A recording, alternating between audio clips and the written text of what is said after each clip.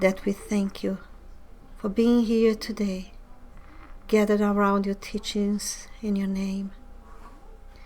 We ask all the spirits present here today, the incarnate and the discarnate ones, to pay attention to your teachings, and especially enlighten our brother Marcos Diclei, for his heart and for his mind to be in one with you, so he can give us and be the pure instrument of your teachings and of your love. With that, we thank you, and we open the day by saying thanks to you, God. So be it. Marcos.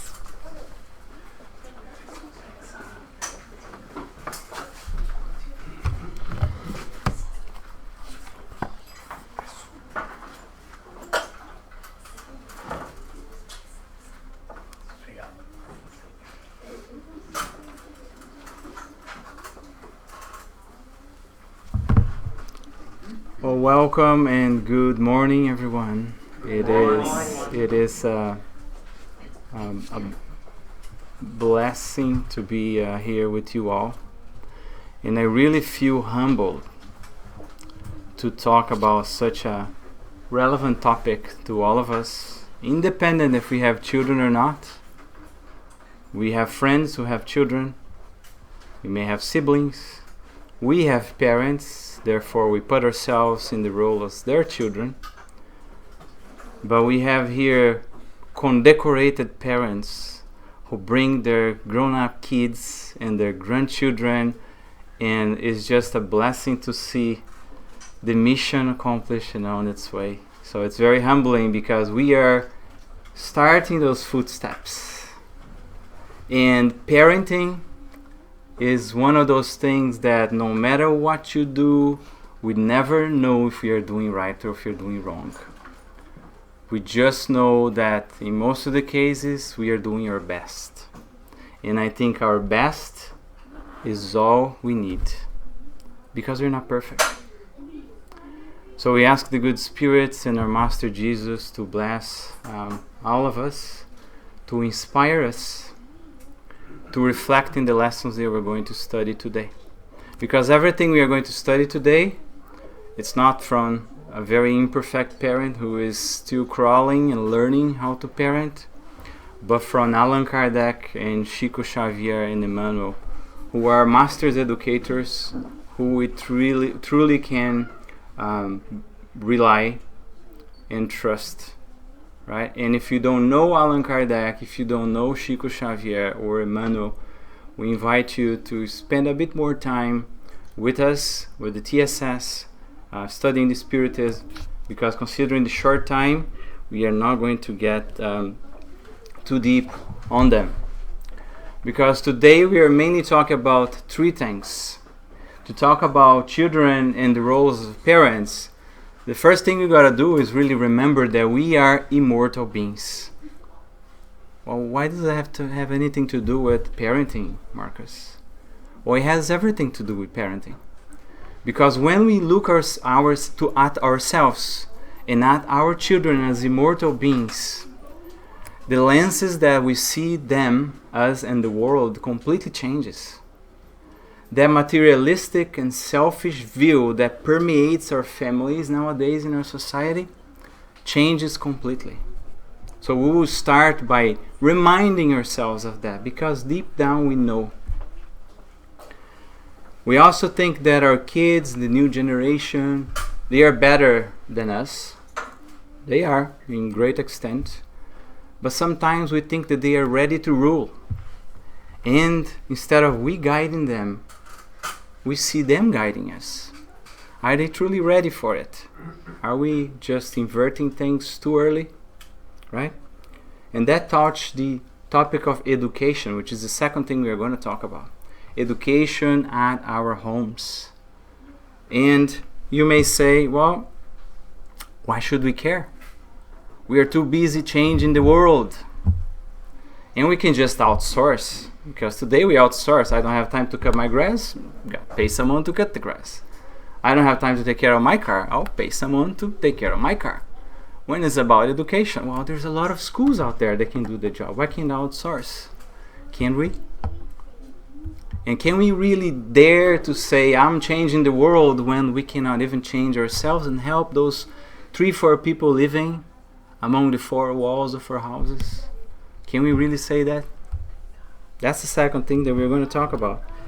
And last but not least, considering our role as parents, which sometimes, or most of the times, are quite overwhelming, we'll talk about what can we do to help ourselves and to help our children in the role of parenting. And this, about parenting, we need to remember when we go in a plane. Who has ever flown in a plane here before? Raise your hands. Yeah, most people, at least the Brazilians who came here, I bet you have done that, because it's a long drive. Every time we go on a plane, the crew does an awesome job, and we have some people in that industry here. First thing they do before the plane takes off, they do a little demo with the oxygen masks, and they say, in case of some issues, depressurization, is that the term? Yeah. Mask will drop from the ceiling. Put first on your kids, then on you, right? No. No? How is that? Putting yourself first. Putting yourself first. Isn't that selfish, Pierre? No. Why? Because you can help others. If you're dizzy, passing out, how can you help your kid, your wife or husband, or even the neighbor next to you? First thing, that's parenting. Okay, I'm going to educate my children. Well, shouldn't I educate myself first? Anyway, those are the things we are going to talk about today in the brief moments here. We do have a case management team. If anyone doesn't like what you're going to hear here, you can talk to Allan Kardec, Chico Xavier, and Emmanuel. There's a little problem. They disconnected. So you may need to wait for them to come back. We don't know that's going to happen, right? And the first thing we are talking, as we said, is we are immortal beings.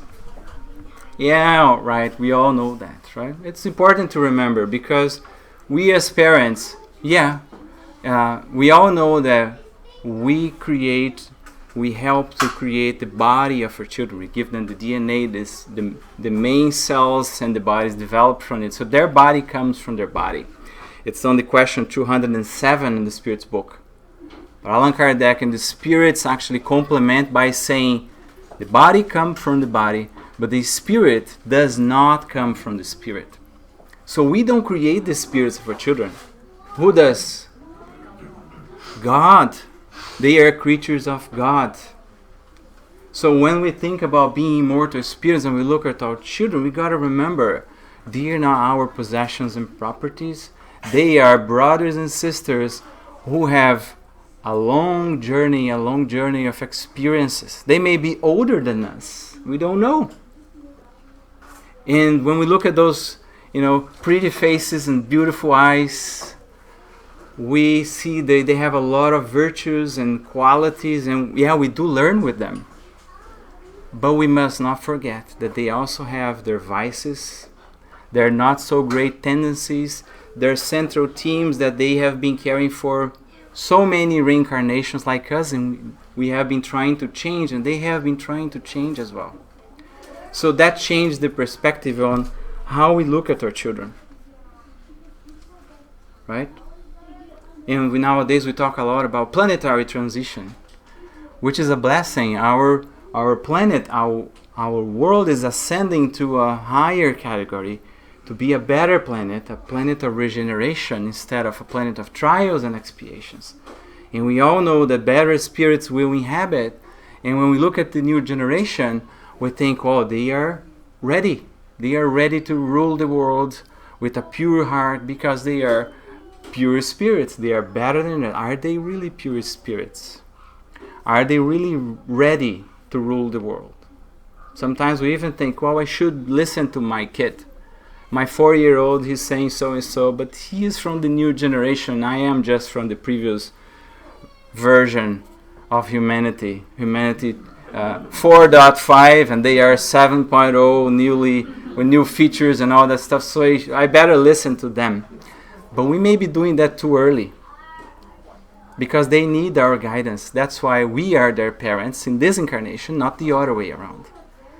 Well, but if you read the book of Genesis, Allan Kardec about talk the new generation.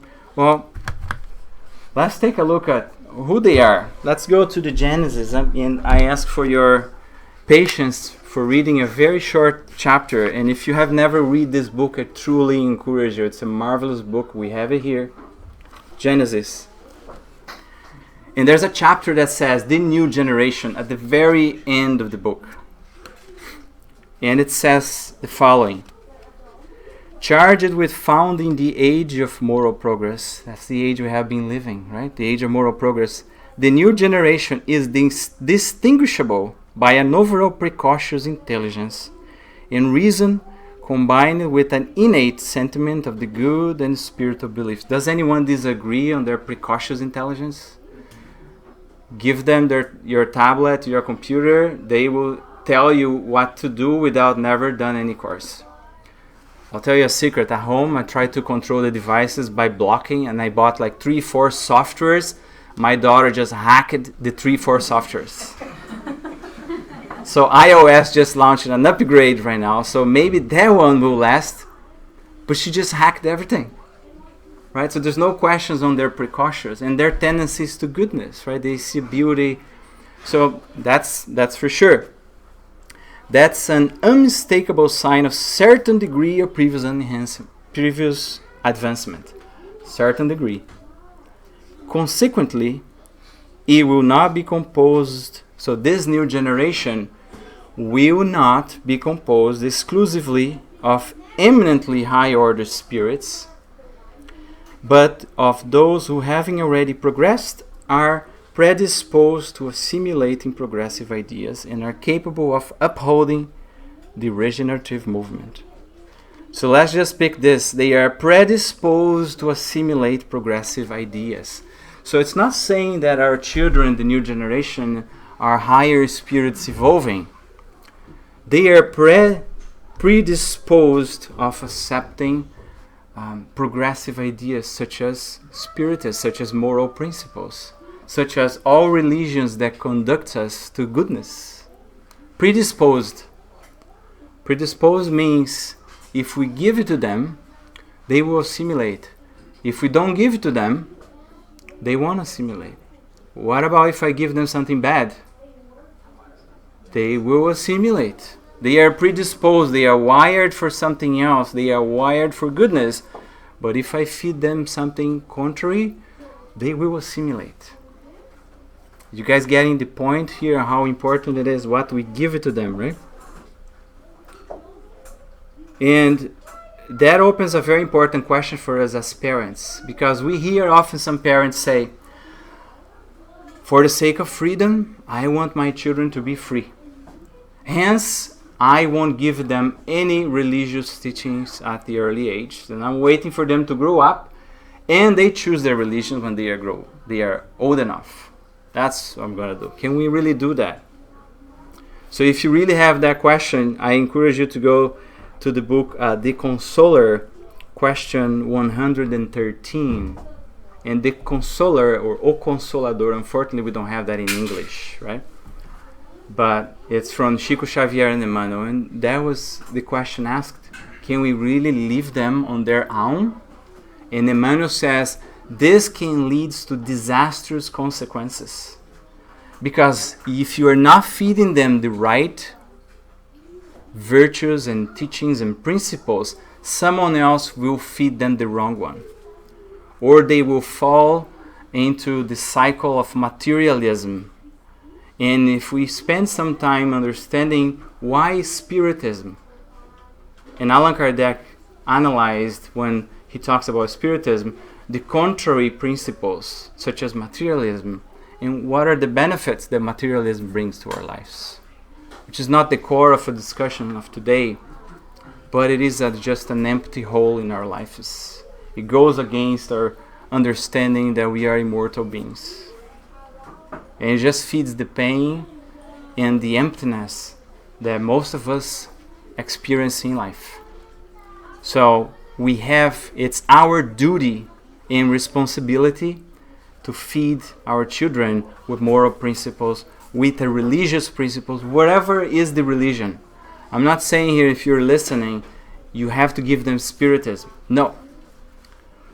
Give them the belief in God, give them faith, give them the understanding that they are more than flesh and blood. This is one of the most important things we can give to our children. Any religion, as long as this religion conducts them to goodness, to God, to their perfection.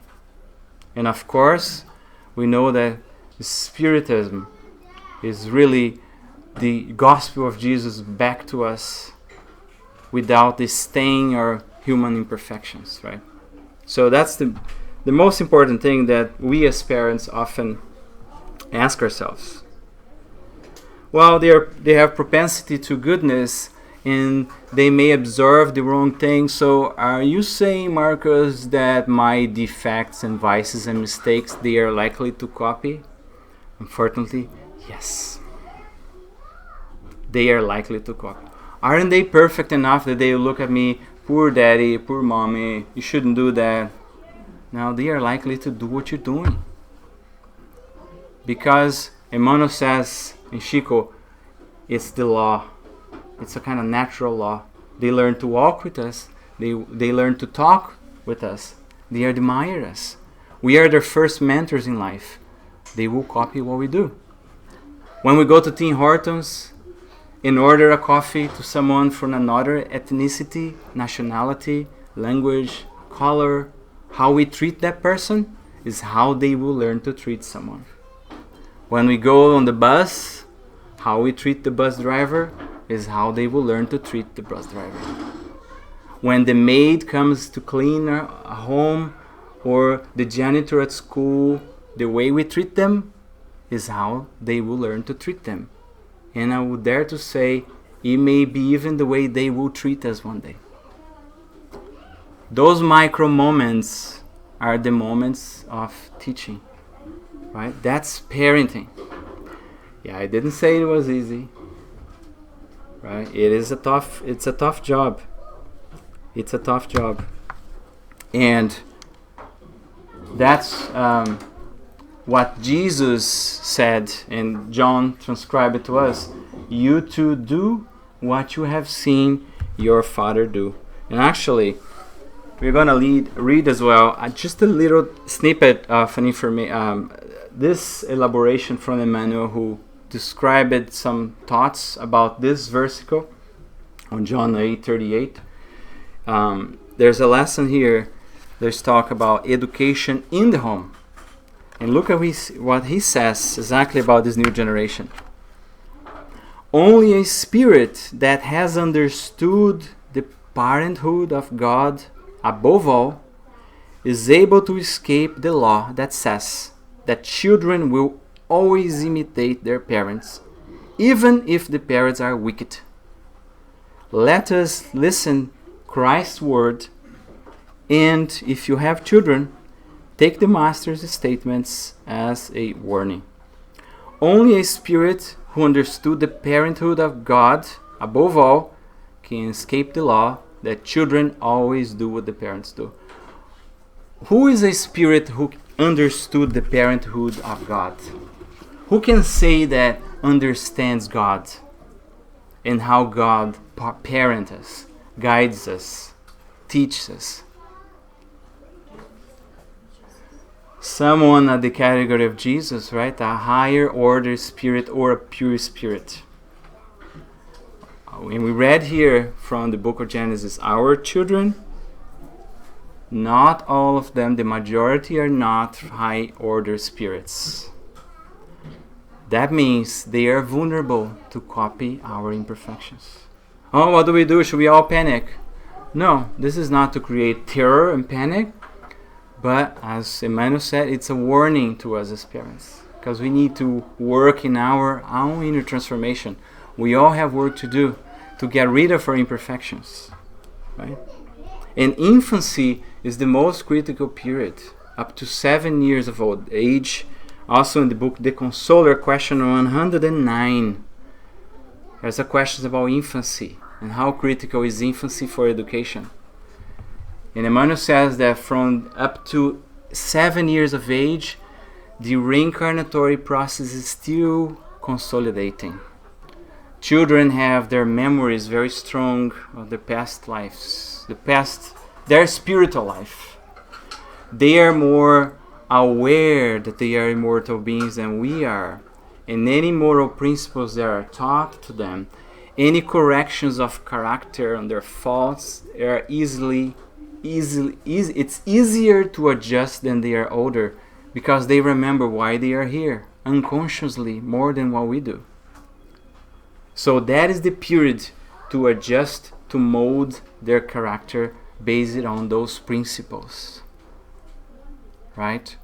And some of you probably have seen Montessori schools around. So Dr. Maria Montessori actually calls that period the absorbent mind. It's interesting, right? The absorbent mind, because exactly what Emmanuel is saying here. It's the right moment to teach them those things.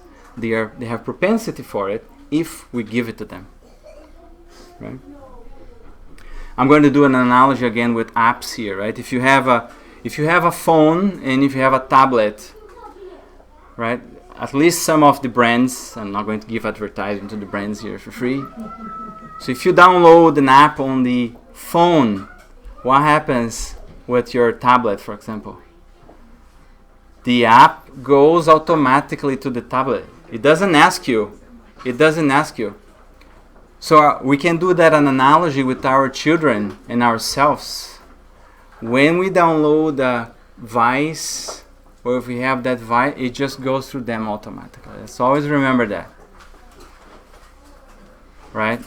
That's the rule. They immediately pick up.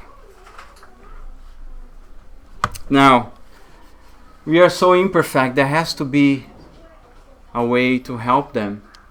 And the first thing we do is, who can help? Where can I outsource? There has to be someone that I can pay for to do this. Right? Because sometimes we feel, I can't do this. There's that voice, I cannot do this. Sorry. It's just not going to happen. There has to be someone like Super Nanny or someone. Yeah, I'm going to pay and she's going to come and the world will be, my kid will be like wearing tie and suit and well behaved, eating what I ask them to eat. And we seek for what's the best school. But now we're going to, again, this is a blessed book, 110. I'm going to read quickly here for us. And the questions that we are asking as parents, Chico Xavier and Emmanuel, they did the big favor to ask those questions and give it to us.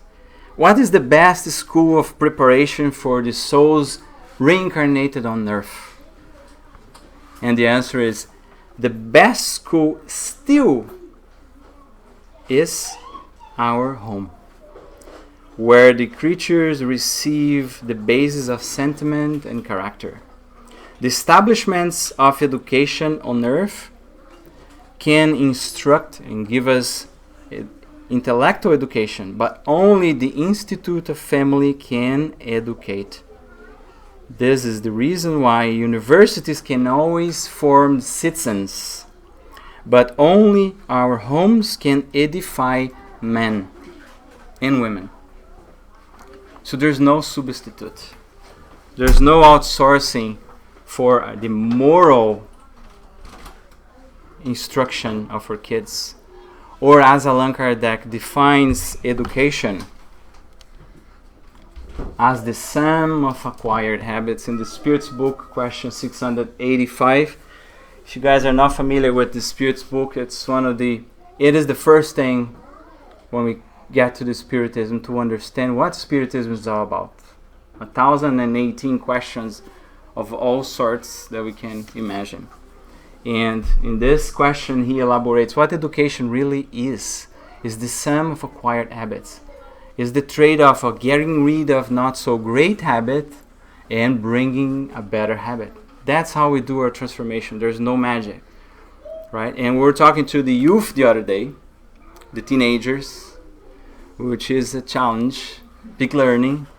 And they are all saying, we already heard about reincarnation. We already heard about the spirit of body. We know all this stuff. We need some stuff new, right?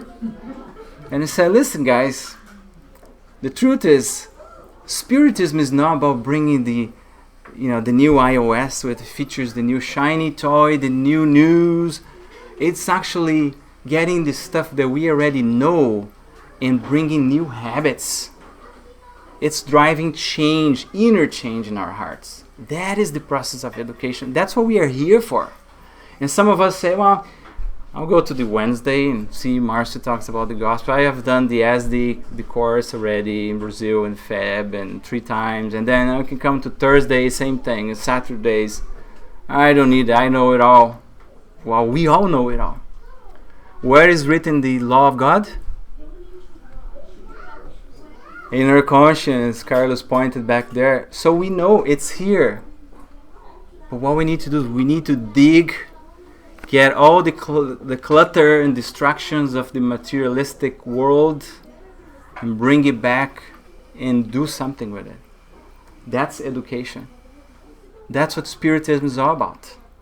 It's like the light that shows us the world inside and out, but it won't do anything for us. We are the ones that have to do it. Now, when our children download one of those apps, one of those vices that really get stuck with us, can we just go there and uninstall? We can uninstall for them. Sorry guys, that's the other bad news. Only they can uninstall their apps. The best we can do is encourage them and give them a few things that can inspire them to desire to uninstall and do this.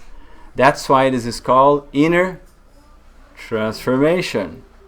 It's not my wife's transformation or husband's transformation or children's transformation. No, it's inner transformation. Only I can do mine, only you can do yours. Right? Alright, so that's education. Let's move on. And why our homes are so important for that? Because the homes, our families, right, where our families are our homes, is the cell of society. And society is composed by those families. And unfortunately, our families are under attack, right? Not a terrorist attack, but a spiritual attack or a materialism kind of attack. And if we look at history, we can see similarities, for example, with the Roman Empire. Once the Roman Empire got to the peak of their richness and pride and power, moms and dads said, you know what? There's so much out there that we can do with all that we have. Why don't we outsource our children and pay the best teachers and let them, and we will have fun. And we all know the fun that we did in the times of the Roman Empire. And we know the fate of the Roman Empire. The families completely eroded, the society collapsed, and the empire disappeared. And this is happening nowadays, right? And there has to be a campaign in our homes to protect our families, to protect those virtues in our families. And only we can do that.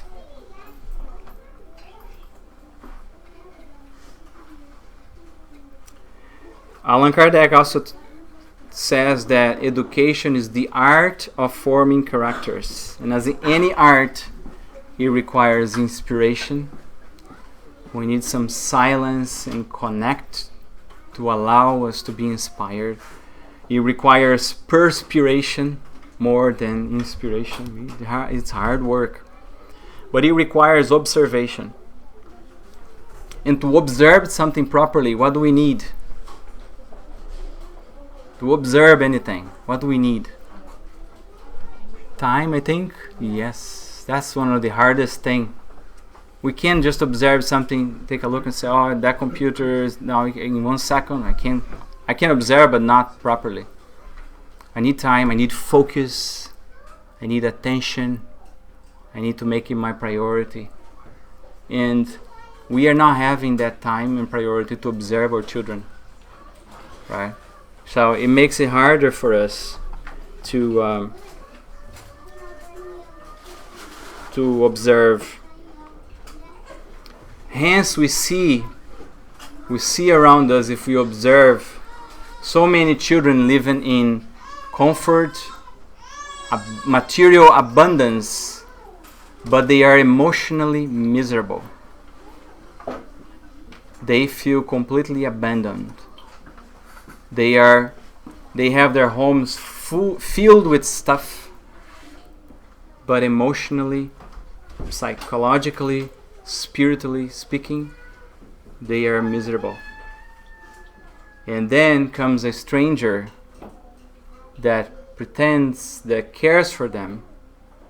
And that's how drugs, right, and crime, corruption becomes so appealing for them. And even suicide becomes a solution. And if we spare them for moral principles and religious education, someone comes and say, you can end all this in a blink of an eye. It's that easy. And here is how. Go to YouTube. How to do it. It's right there. And I just had in our neighborhood, a 12-year-old just committed suicide. 12-year-old. Right? So we have to give it to them, those ammunitions. Because Spiritism, in religions, most of the religions will tell us there is no death. So suicide is not an option. And when we see those things, we can see how important those tools are for them, independent of age. Right? Does that make sense? Right? So it's not about creating panic, don't understand wrong, but it is a warning. This lesson, it was really a wake-up call in many cases, and it's meant to be a wake-up call for us that drives action. It's not to create concern or panic, but it is to raise the importance of our mission as parents. And if we are not parents yet, we have children of our friends, and we should have the same to some extent, be looking at them differently as well. Now, talk about our role as parents, right? What can we do? But before we go into what can we do, allow us to go back to the same lesson that we read a few minutes ago, Education at Home, in the book The Way, the Truth, and the Life. I'm just going to do a little piece at the very beginning that talks about our role as parents. And it says Emmanuel says the following: the domestic endeavor, the education at home, can never be a release valve for unproductive pleasures, because it constitutes working and cooperating with God. So the work that we do at home is working and cooperating with God. And often we neglect, because we wanted to work and cooperate with God in the world. And personally, I had the wrong understanding before. Because I say, I want to help people. I want to be useful. And Chico Xavier also points us in the book, Green Light. How can we expect to change the world if you cannot help the few people around you? Our home is the first school for us. Whatever we do in life is first in our hearts, inner transformation, and then those around us. It's like an onion, we go by layers, right? And those are neighbors and the community around us, the spirit center, and we keep expanding. That's the journey. It's not the other way around. So helping our families, we are not wasting our incarnation. Maybe we are incarnated just to learn the lessons and help each other in our families. So let's never underestimate. And when we are insisting and underestimate that is likely our pride speaking out. So we need to be careful, right? And that's exactly what he said here. And to conclude, that's the point that I want to make for us parents, or those aspiring to be parents. The men and women who try to be parents while at the same time enjoying the pleasures of earthly life are blind and they will finish their insane efforts, spiritually speaking, in the common grave of uselessness. Emmanuel is tough. There's no question on that. But it's a warning, right? It's an insane effort to come from work tired and say, I want to sit on the sofa and I just want to relax and let the kids. We are trading the external work in leaving the core work. And André Luiz as well, in one of the books, he says we need to strive to have a balance in life. Our responsibilities are work, because we need to work, obviously. We need to sustain ourselves, and we learn and we grow through the work. Our families, our responsibilities with our religion, whatever it is, because that's how we develop morally in the society. So it's about balance.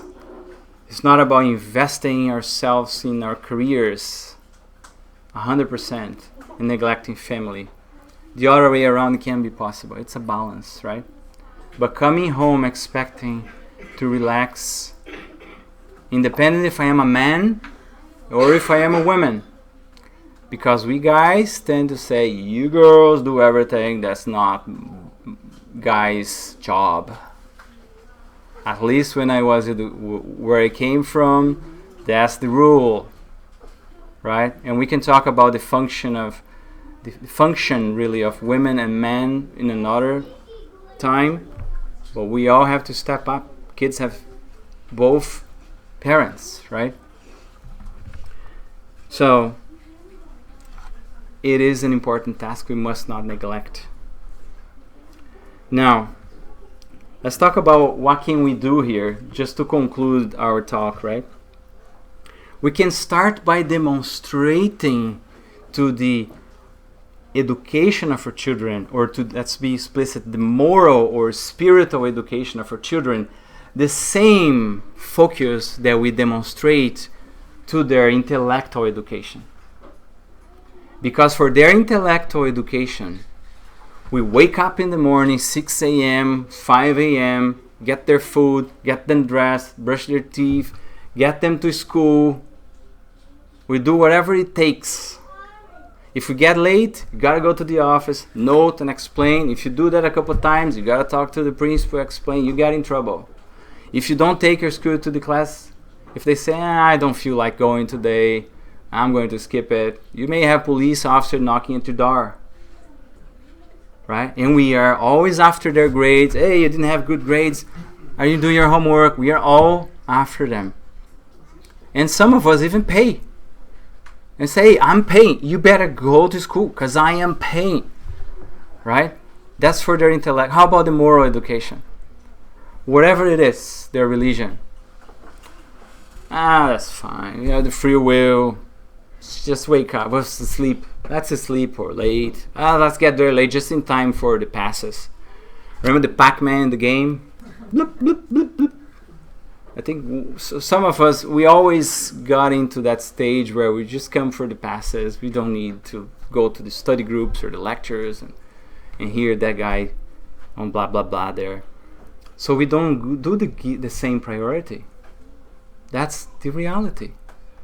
And we bring our kids one day and then 3 weeks after we come again. And there's no consistency. And when we spend time out of a religious temple, when we come back, we know how hard it is for us to put our heads around that again. Because we are so concerned with the materialistic things that we hear and we cannot understand. As Jesus said, you hear but you don't listen. You see, right? You look, but you can see, because we are connected to other things. It influences us. Imagine our kids. They're like sponges, right? They absorb everything. So if we don't give them consistency in their classes, if we don't allow them to come at the very beginning to, tune with the environment, with the spirits around, with their other kids, and calm down to be able to absorb the lessons, we can't help them. So let's just start with that, right?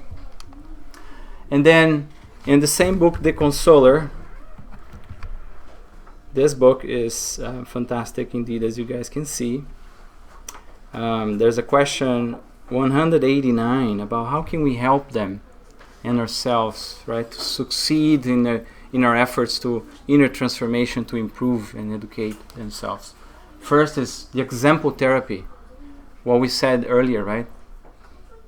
Emmanuel says, your words can convince them, but will only inspire them. The only thing that can inspire them to desire to act and change are our examples. Because my generation, it didn't work very well, but yeah, I still did it, right? When my parents said, oh, do what I do, but don't do what I say. I mean, it's the contrary, right? Do what I say, don't do what I do. With these guys, forget it. They will throw in your face, you say me not to smoke, but whose cigarette package is this? You telling me not to drink, but what about that beer there? They will throw in your face. Well, you telling me to not use the mobile phone during the lunchtime. Can you put your phone down? Right?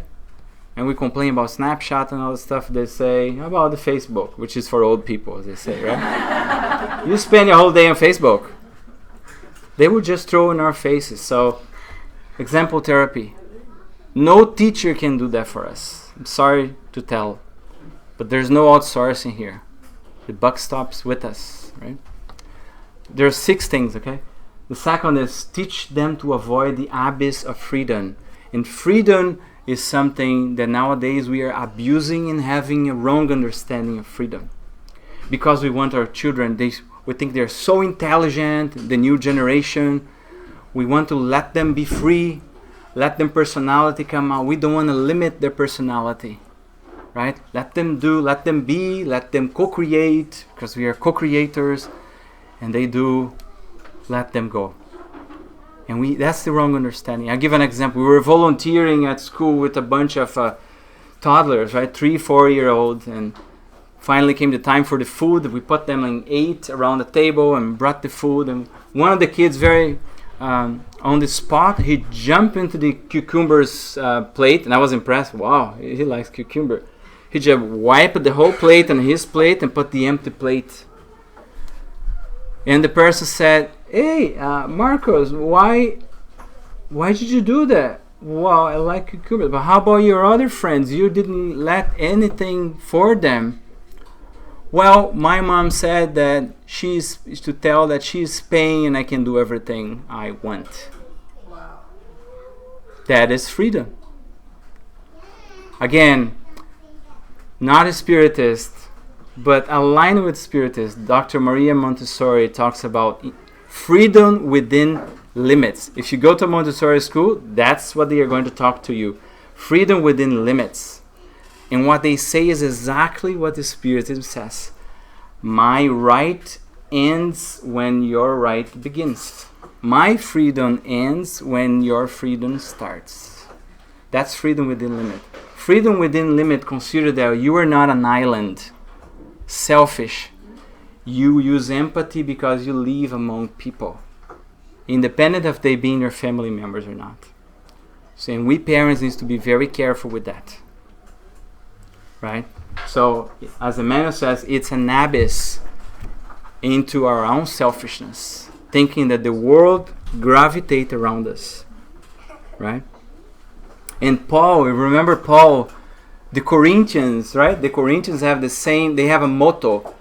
I have the right to do everything. So they took the law of God and tweaked it for the sake of their own vices around sexuality and drugs and materialistic pleasures. So they would say, right, as a motto in their city, I have the right to do anything. And Paul comes in the Corinthians 1:6-8, and he says, you say I have the right to do everything.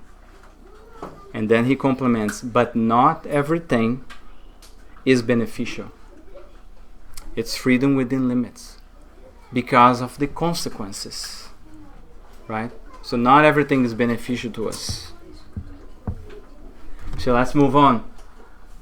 use love and energy. Use love with no limits. And we are developing that ability to love unconditionally, right? Love with no limits.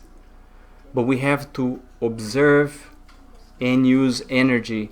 And when I say energy, I'm not talking about spanking here. Moral energy, educational energy, authority that sometimes we need to demonstrate to our kids. And a good way of doing that is sometimes saying no. I want to do this right now. I want to buy this right now. No, you're not going to buy. I remember our kids, we would go to the toy store sometimes, and they would throw a tantrum and go on the floor. I want that toy. I said, nope, we're going. Bye. And we were just walking at the door, and they would look and stop crying and go after us. Right? Or we can choose, oh, honey, no, which toy do you want? Give them 10 options. They always get what they need. Are they really learning? Right? What is important, what is not? Should we teach them, or they are teaching us to unlearn something? Right? Because sometimes that's how it feels. So another tough thing for us is, and this is from the book The Consoler, from the manual, this is not from us. Love the children of other parents as your own. Because we think that our children are the most intelligent, the most prettiest, and they can have everything, but children from others, they are not the same level. Therefore, we treat them differently. And the children like us, they throw a little lie here and there. How do we know? Well, we don't know because we are not paying attention. So we need to step out of the circumstances and observe what's happening, remembering that all of them, our children or not, they are immortal spirits. They are our brothers and sisters. And we need to know who is right or wrong here, to see if someone needs to amend an incident, right? We often tend to rush and take the side of our kids. Not necessarily they are right. That's a hard thing for us to do, but we need to do that. Because the children of our friends or of a stranger are also our brothers and sisters and deserve our considerations, right? That's how putting the perspective of immortal spirits changes our very selfish perspective of our families. And this is a tough job to do. It may take many incarnations, but it's important that we follow, those principles. One day we'll get there. Another tough thing for us is that to teach them that pain deserves respect. What do we mean with that? Well, when they see someone suffering, like a homeless person, and we often see people say, oh, this is just lazy people who don't want to work. Is that really the case? Who can tell? No one can tell.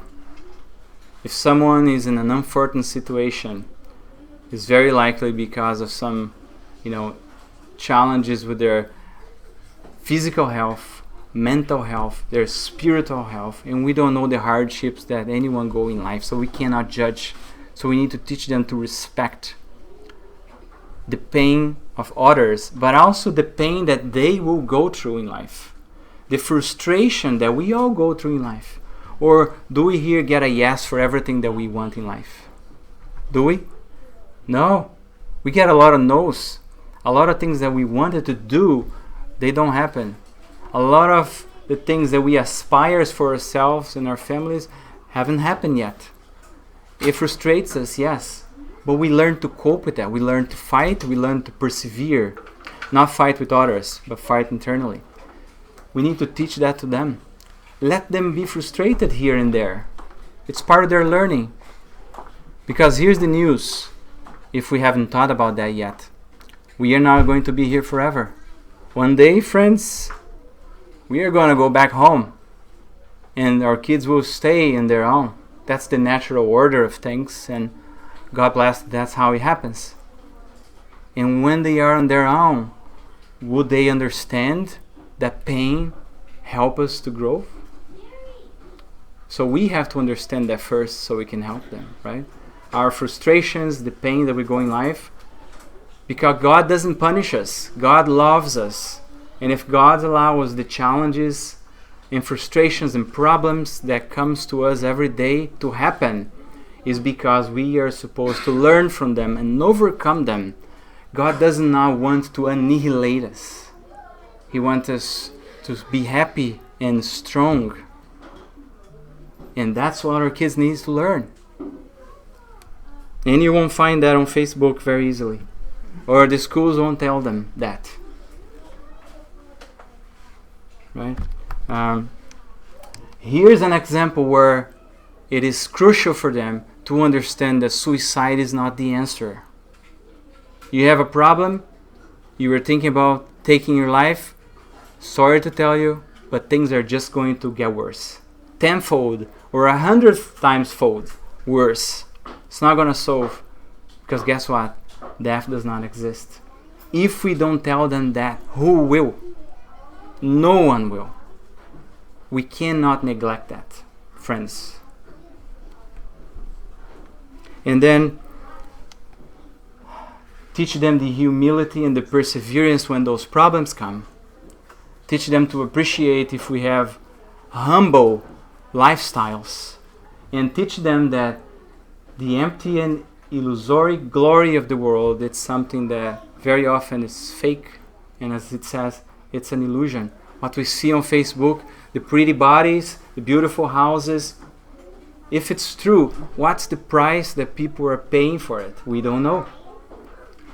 If someone is way up there because they are so smart and intelligent, right, and have a good job, what are the sacrifices and the steps that they took to be there?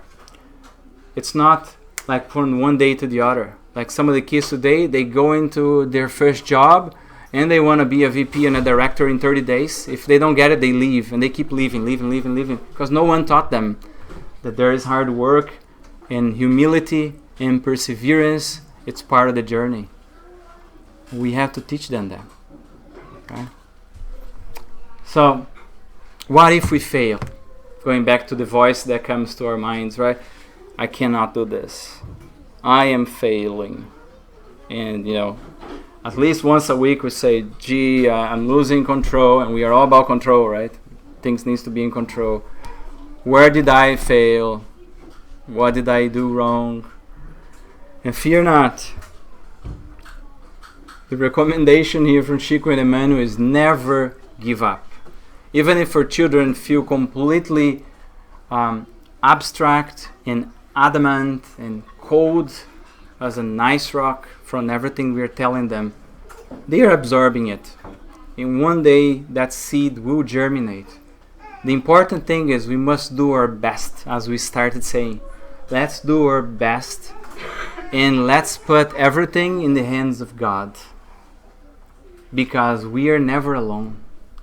We are always assisted by our guardian angel, by the spirits who assist our homes.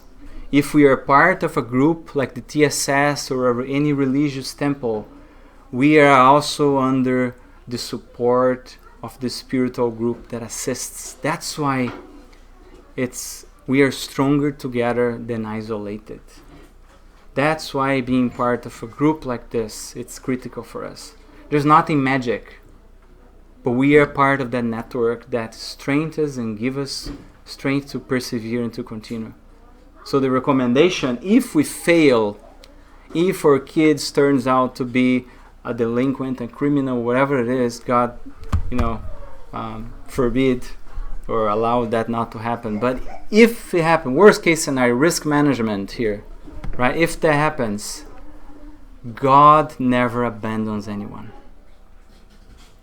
And the challenges and the trials of life will come at the right moment and will teach our kids as they are teaching us the right path. Because Jesus do not abandon anyone, right? Any of his sheep. He goes after every single one. So our kids will not be abandoned. In the right time, in the right moment, they will wake up and understand and correct the routes of their journey. It just requires from parents a very, I'm looking for the right word here, a supreme resignation. Because it may come the day that no matter what we do, we are not able to change. And then it's on their own, because it's part of their journey. Every single one of us, we have a journey. While our kids are with us, we are guiding them, we are teaching them, we are protecting them. When they grow up, they walk with their own feet, they choose their own path. And that's why when we have challenges in life and we are trying to amend and teach, it may be too late. So friends, the time is now. The time to teach them is now. We are never too late. Let's start at the moment that we wake up. Even if they are in our womb, that's the time to start. We have the babies here, the toddlers, the youth, and those who are younger for a longer time. It's always time to start. And let's remember the analogy, right? The mask, first in us, then them. Let's download the Gospel at Home apps. Let's download the Go to the Spiritist Center app. Let's download the Example Therapy app. And let's try to uninstall the My Kids Are Better Than Other Kids. Let's try to uninstall them I'm Paying So You Can Do Whatever You Want app. Let's just reassess what we have installed in us, so we can help them not to absorb those negative habits, right? And if one day we screw up in front of them, well, we actually do that every day. But when we do that, we say, listen, I'm sorry I did this, or I said this, I shouldn't have done, this is not nice. Try not to copy. Mommy is really trying to improve herself. Dad is working hard to be better for you and mommy or daddy. So try not to copy that. Copy the good things. Have that open and honest dialogue. These guys and girls are smart and they will get it. And as we start to open up, they will start to open up. It won't be immediately. It won't be today. It may take a while if we are adding changes, right? But they will get it. Those are the words of hope for us, friends. This is not a panic session. I hope you didn't see things from that perspective. But the intention was to bring how serious this is, and that there is a way. And we close with this image of a sunflower. Because we need to strive to be like a sunflower who spend the day going around the sun, always looking to the sun and absorbing the energy, right? To grow and develop. We should be like that with God. Not physically, please don't understand me wrong. I don't want you looking for God and flipping around. It's nothing external. You don't need to go to the office and say people you're looking for God and you're seeking God. They may not understand. It's inner. It's not about our eyes looking for God. It's about our hearts seeking for God.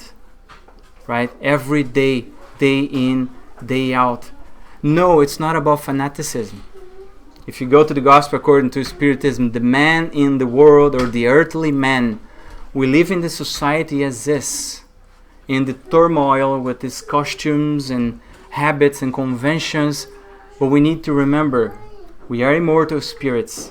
We are not from this planet. We are here for a little while. But we don't need to compactuate with everything that we see around, right? So let's live a life with the costumes of today, but remembering that we are immortal spirits and keeping a place for God in our hearts and our minds every day. If you are in the office, in the bus, in the coffee shop, anywhere.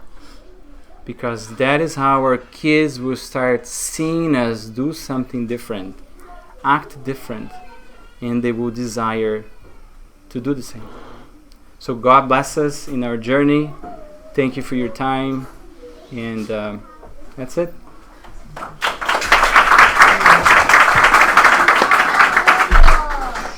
Thank you very much, Marcos. We do have a few minutes for questions or comments if anyone has any. At least 100 questions. Yes. Yeah, I'm I sure know. you guys have some questions. You want to start with one of them? We still absorb so many good information. I know. Yeah, it's eye-opening for everybody, Yeah. not only for young parents or for parents to be, or for Old parents, old okay, parents. thank you, I got it. But it's an eye-opening that we all know this. Yeah. But it's a reminder, it's Yeah. a refresher that Yeah. what we should be doing instead of what we should be expecting others to do for our kids, especially when we send them to school. And it's at the same time, it's a reminder of our responsibilities. You know, we do have responsibilities towards not only our own kids, but towards all the kids around us. And it's, I'm very, very happy that now TSS has a special day for kids and parents, Yeah. which is a Saturday for The youth. the youth. So it's a great thing for Yeah. the community. And I really hope that the parents here take advantage of this beautiful opportunity before you know, you can't do it Yeah. anymore. Because it passed that age. So it's if you have kids that is in the ages between 0 to 7. yeah, Yeah. and up to 13, 14, please do bring them. All the youth. It's a great opportunity. It's a light. It's Yeah. a door that is opening for you. Do not, not knock on that door and enter. Thank you so much, Mark. Thank you, Sam. Thanks so much, Marcos. I remember I have my nephews, my nieces living with us for 1 year and a half, and I used to be that uncle that always spoiling them instead of educating. Until the moment that my brother and my sister-in-law, they put me in timeout with the kids. Said, all right, I got Well it, the lesson done. now. All right, so thank you very much again, Marcos. You're welcome. And just to wrap, I would say what we use today: Genesis, the Spirit's book, and the Way, the Truth, the Life. If you guys want to learn more, take some read and come to our study groups. And the consoler. And the Consoler too, yes. All right, so thank you very much, everyone. We're gonna get prepared for the passes. For those watching us through the internet, thank you again for being with us. We invite you guys to end your day with this lecture with your own prayer there. Okay, thank you.